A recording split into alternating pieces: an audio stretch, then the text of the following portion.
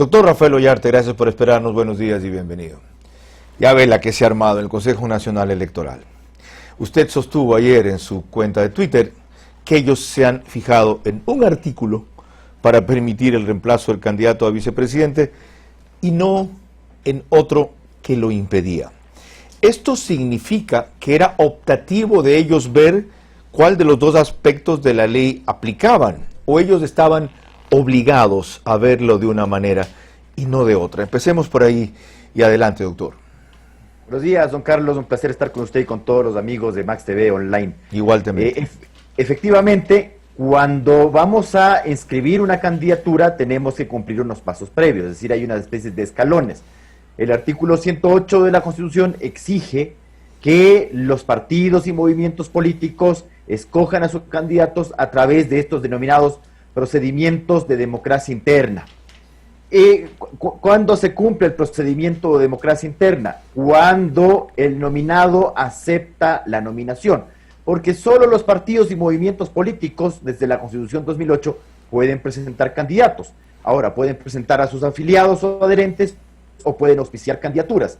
En este caso, quien es nominado tiene que aceptar la nominación y el reglamento de democracia interna establece que esa aceptación es personalísima, es indelegable, y la segunda transitoria aclara que es presencial en las oficinas del Consejo Electoral. Luego de eso inscribimos la candidatura y viene la fase de calificación. En la fase de calificación el Consejo Electoral tiene que comprobar dos cosas.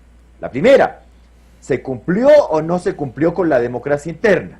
Segunda, habiéndose cumplido con la democracia interna, ¿el candidato cumple requisitos o no está inhabilitado? ¿Qué hace el Consejo Electoral?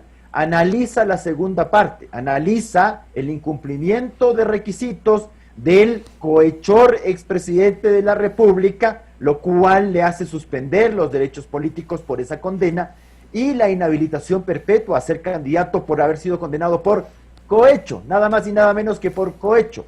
Y además la prohibición perpetua del artículo 233, inciso tercero de la Constitución, de haber sido condenado por cohecho, no puede ocupar nunca más ningún cargo público.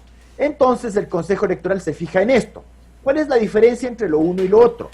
El artículo 105, número 1 de la Ley Electoral, establece que si la candidatura no proviene de democracia interna, se la rechaza sin posibilidad de subsanación, es decir, no le puedo dar plazo a alguien para que me vuelva a presentar candidatos. Ya le voy a explicar por qué. Y la segunda es, si ha cumplido democracia interna, pero no cumple requisitos, por ejemplo, no es ecuatoriano por nacimiento, no está en goce de derechos políticos, no tiene 35 años al momento de inscribir la candidatura, o está inhabilitado por ser contratista público, por ser miembro de las Fuerzas Armadas y la Policía Nacional, por haber dirigido un gobierno de facto, por adeudar pensiones alimenticias, por ser puesto funcionario y no haber renunciado con antelación, etcétera, y también por haber sido condenado por cohecho, por otros de reclusión. En ese caso, usted puede cambiar el candidato en 48 horas. Ya. Entonces el Consejo Electoral convenientemente analiza lo segundo y no lo primero. Ya, para tenerlo claro hasta aquí, sin perjuicio de que usted aclare por qué había que aplicar lo uno y no lo otro. Si no entiendo mal, el proceso de democracia interna sí se cumplió en este caso, y al momento de cumplirse no estaba todavía el cohechor, como usted bien lo llama, con sentencia ejecutoriada, puesto que el recurso de casación no se había resuelto. Luego, la aceptación personalísima e indelegable no se produjo, ¿verdad? Lo que significa que en ese momento ya se configuraba qué circunstancia para proceder, de qué manera, porque luego viene el hecho subsiguiente, que es aquello de que un individuo tenga nada menos que sentencia ejecutoriada por cohecho. Pero en el momento en que no se produjo la aceptación de la candidatura personalísima e indelegable, ¿qué consecuencia tuvo eso para el binomio? A ver, es que no es solo el tema de la firma personal, de no venir a través de una tablet, de no pretender aceptar la nominación por poder. Vea lo que ocurre inicialmente.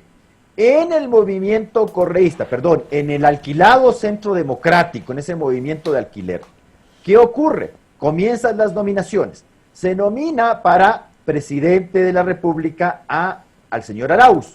Luego viene la nominación de vicepresidente. Y llamativamente se nomina a dos nominados para la vicepresidencia. Esta cuestión ya es increíble, pues ya la cosa ya comienza a oler mal. A ver, ¿cómo es que tú nominas a dos para la vicepresidencia? Era de avisarle a los amigos gringos o a los chilenos o a los argentinos que hacen primarias de que pueden nominar no a un candidato vicepresidencial o presidencial, sino dos. Era de avisar a los demócratas en Estados Unidos que por si acaso, además de Joe Biden, le podían nominar también a Hillary Clinton. Ya, ¿qué vicio o inhabilidad genera ese proceso? Segunda cosa, resulta que el primer nominado a la vicepresidencia, Rafael Correa, también estaba nominado para asambleísta. Bueno, una primaria muy curiosa, ¿no? Sobre eso no se dice nada. Segunda cosa, al momento de aceptar esta nominación con un nominado principal y uno suplente, por así llamémoslo así, que no existe, es decir, este trinomio, ninguno de los dos acepta formalmente la nominación. Esa ausencia de aceptación de la nominación no hace que el candidato no tenga requisitos, hace que no tengas binomio nomás. O sea, nunca nadie te aceptó la candidatura vicepresidencial y por lo tanto no tenías el binomio inescindible, inseparable que se exige desde la Constitución. La cosa es peor todavía. Entonces, si no existe binomio, deben quedar fuera ambos. Pero evidentemente, pues, ¿por qué razón? Porque la papeleta presidencial no es como hasta el año 67. Para nuestros amigos que ya son mucho mayores que nosotros, recordarán que con la Constitución del 67 usted podía elegir un candidato presidencial por una parte, Velasco Ibarra, y un candidato vicepresidencial por otro, Zavala Vaquerizo, aunque fueran opositores. A partir del año 78 usted tiene en cambio una sola papeleta con los dos nombres, por eso se llama binomio inescindible o binomio inseparable. De lo que le escucho, el único que tiene clara esta posición es Enrique Pita, de lo que él expuso ayer. Bueno, también el consejero Verde Soto también lo tiene claro. Pero se abstuvo Luis Verde Soto en vez de votar en contra. A ver, yo también al principio dije, ¿qué pasó aquí? ¿Por qué si él también tiene claro esta película, por qué se abstuvo? Él dice que se abstiene porque efectivamente el nominado o el fallido nominado Correa, claro que estaba inhabilitado. Es un cohechor, pues, con sentencia ejecutoriada, nada más y nada menos. Es decir, no cumple el requisito de estar en gozo de derechos políticos porque se le suspenden por la condena y además la inhabilitación perpetua a ser candidato y ocupar cargos públicos, 113 número 2 y 233 inciso tercero. Entonces, claro, él dice, yo sí creo que evidentemente no cumple el requisito y está inhabilitado, pero primero había que analizar el tema de si se había cumplido la democracia interna y eso no se ha analizado. Yo no puedo votar en contra de que el señor está inhabilitado y no cumple requisitos, porque efectivamente está inhabilitado y no cumple requisitos. Lo entiendo ahora. Ya. Analizar era lo primero, entonces yo me abstengo de votar de esta manera. Ok, lo entiendo ahora. ¿Ya? Una cosa más antes de pasar con Yolanda Torres. Explíquenos ahora cuál es el giro que le da el CNE para darle 48 horas de plazo hasta subsanar lo insubsanable.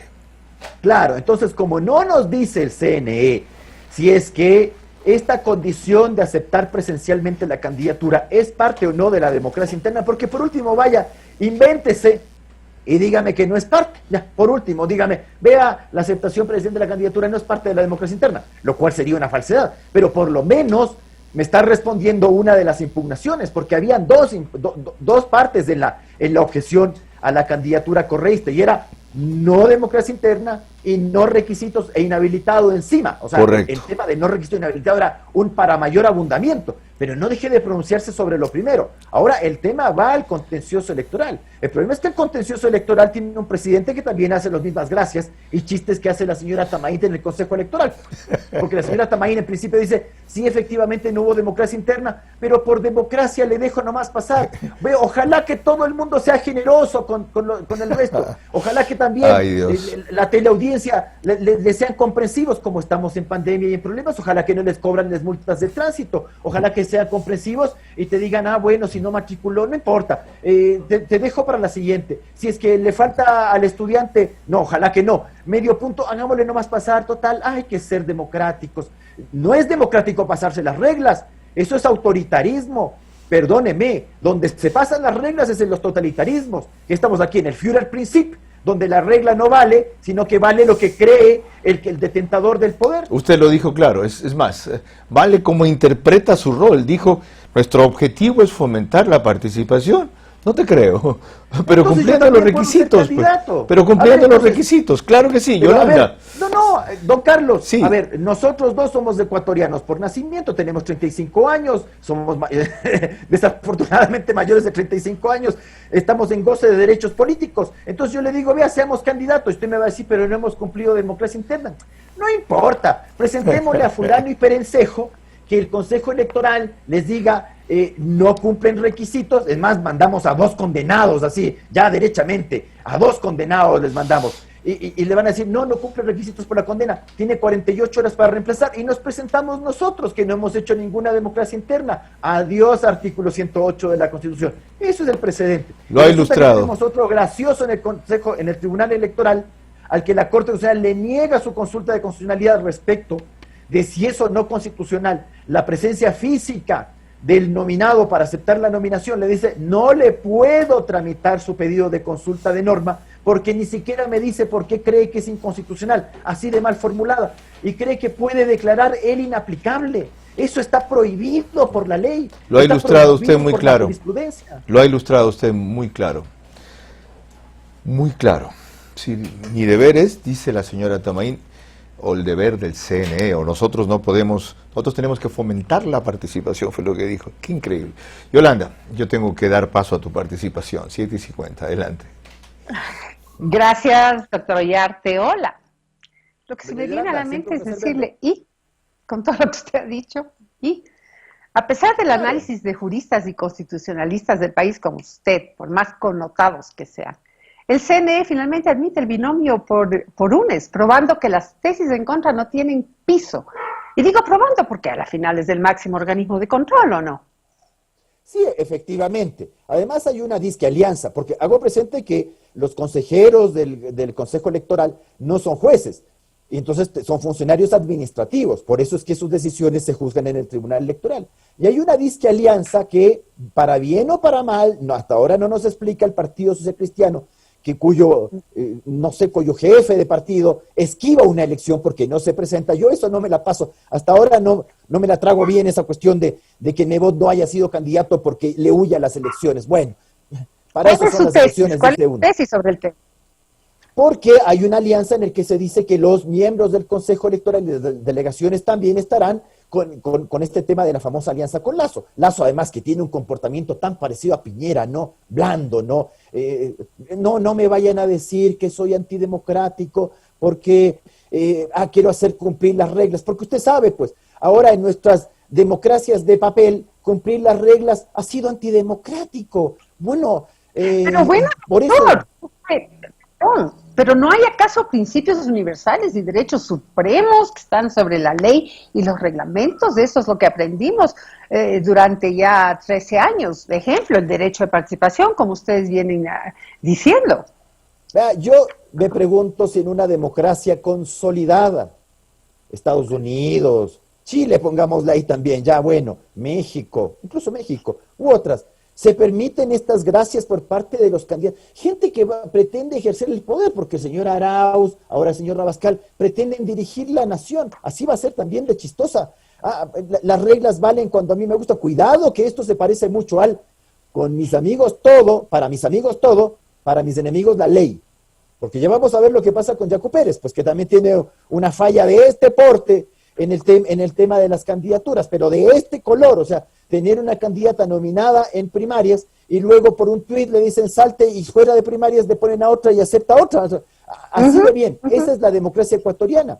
Además, no es la primera vez que ocurre por el tema de, dejemos nomás participar, no nos vayan a decir que somos antidemocráticos. En el año 2002, cuando se analizaba la candidatura de Lucio Gutiérrez, se decía, a ver, pero él ejerció autoridad ejecutiva en gobierno de facto, la famosa Junta de Salvación Nacional. ¿Y qué dijeron los dos supuestos ganadores? Los que siempre ganan elecciones en las encuestas, Rodrigo Borja y León Roldós. No, ¿qué le vamos a impugnar? Total, a la segunda vuelta vamos los dos. Ninguno de los dos llegó a segunda vuelta ganó Lucio y ahí se quedó la pregunta de, ¿era una candidatura calificable? Y ya sabemos lo que pasó después, porque esto sigue sucediendo. Ya sabemos lo que pasó con las elecciones del Consejo de Participación Ciudadana. Si este Consejo Electoral actual, al cual le decimos que va a tener que contar votos, con esa manera, no me vayan a contar democráticamente los votos, pues no vaya a ser que no, ¿cómo es posible? Tiene muchos votos el otro, pasémosle acá para que seamos democráticos, seamos proporcionales. Bueno,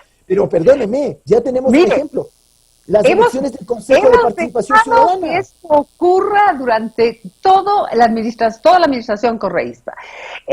Y hay muchas prácticas que siguen vigentes, ¿no? Juega la legitimidad, por ejemplo, sobre la legalidad. ¿No es así como se debería interpretar las cosas? Por otro lado, en este caso específico, ¿hay responsables en el Consejo Electoral? ¿Tendrán que responder quienes hoy toman estas decisiones por ello? Así el Tribunal Contencioso Electoral vaya en contra de la resolución del CNE, ¿con eso ellos quedan liberados o a futuro tendrán que responder por estas resoluciones? A ver, las decisiones del Consejo Electoral son impugnables para ante el Tribunal Contencioso Electoral. De hecho, ya ocurrió. Pero claro, si usted tiene al presidente del Tribunal Contencioso Electoral de que antes de que le llegue ya ha dicho que es inaplicable el tema de exigir la presencia física, algo que está, le insisto, prohibido. Yo supongo que el señor también no me vendrá después con la media mecha de que contra él no hay cómo proponer acciones de incumplimiento de sentencia, en las cuales la consecuencia es la destitución por parte de la Corte Constitucional, por pasarte un montón de fallos de la Corte que te dicen que eso no lo puedes hacer, que si tú crees que una norma constitucional tienes que preguntarle a la Corte, y que solo la Corte Constitucional te puede decir si algo es o no inconstitucional. Pero bueno, en esto que uno dice de responder, ojalá que algún rato se responda, pues perdóneme, ¿cuántos arbitrajes internacionales hemos perdido? Y resulta que aquí no se repite. Le tenemos que pagar a Chevron, le tenemos que pagar a una farmacéutica y los miembros de la Corte Cervecera. Hasta ahora no hay una repetición contra ellos y son millones de dólares lo que eso nos cuesta. En este caso, pero perdóneme, en este mismo caso, cuando se dijo hace 2 años que las elecciones del Consejo de Participación Ciudadana eran ilícitas porque no se estaban haciendo los debates, sino unas propagandas de 30 segundos y que la gente no sabía por quién votar, resulta que igual se hizo esa elección y el resultado es este. Un payasesco Consejo de Participación Ciudadana, resultado de esa elección mal hecha por parte de este mismo Consejo Electoral presidido por la señora Tamain. Se quieren lanzar una segunda, porque aquí no se trata de que, que me quieren excluir al correísmo. A mí me valen los cálculos electorales, y si usted está pensando, tendrá pocos votos o muchos votos. A mí lo que me da la impresión es esto de que tenemos primero un candidato que no se sabe ni su número de cédula, y la gente vota nomás. Pues, bueno, es un error de buena fe, ¿no? Es un error de buena fe. Sí, hay que darle errores de buena fe. Pues. A ver, no perdóneme, todas estas fallas que vamos cometiendo en el tiempo, luego generan, entre comillas, precedentes. Te dice, pero es que antes también pasó, entonces antes ya se volaron la ley, hoy día también. Sé que el único precedente que hay es cuando alguien se vuela la ley, entonces alguien se sobrepasa la ley, y eso ya, el siguiente dice, pero si el anterior también lo hizo, y te lo dicen con todo el descaro. Pero es que estoy aplicando la ironía para lograr el contraste con usted. Ahora, la última pregunta, por favor. ¿Qué hace la ciudadanía frente a todo esto? Estamos asqueados, estamos enfermos. Nos sentimos en la indefensión. ¿Qué hacer? Si es culpa nuestra, pues perdónenme, también es culpa nuestra. En el año 2008 nos dijeron que había que crear el Consejo de Participación porque el Congreso era una tontería. ¿Y qué le dije el Congreso a nosotros? Y nosotros los giles ciudadanos dijimos, como somos tan animales a la hora de elegir Congreso, mejor dejemos que sean unos innominados los que ejercen la potestad nominadora y se repartan todos los cargos. También es culpa nuestra, también es culpa de los políticos, también es culpa del gobierno actual que le abre las puertas al correísmo haciendo las tonterías que hace, también es culpa de otros candidatos que no demuestran firmeza, pues. Vea lo que pasa en Chile, se elige un derechista que le abre la puerta a todos los señores que le destruyen el país. Ojalá que no sea el caso de Ecuador, si es que él gana el 21 candidato de derecha, por el cual yo votaré sin mucho agrado, pero yo tengo un grave temor, que no diga nada al respecto de esta cuestión, que por hacerse el democrático se quede callado y no diga, perdón, nos estamos saltando las reglas. Así pasó cuando perdió la elección en la última ocasión. Bueno, muchas gracias. Volvemos con Carlos Vera, que debe estar muy inquieto ya por tomar la palabra. 7:58. Doctor, póngame en pantalla con él, por favor. Doctor Rafael Ollarte, si pregunto, añado algo más, lo arruino. Ya, póngame en ventana con él, por favor. ¿Ve? Mire, Muchas gracias, don Carlos. Para mí es un privilegio estar con usted. primera vez en mi vida en televisión que hago esto. Un honor, de verdad. Ojalá más hombres hablaran así, no solo juristas.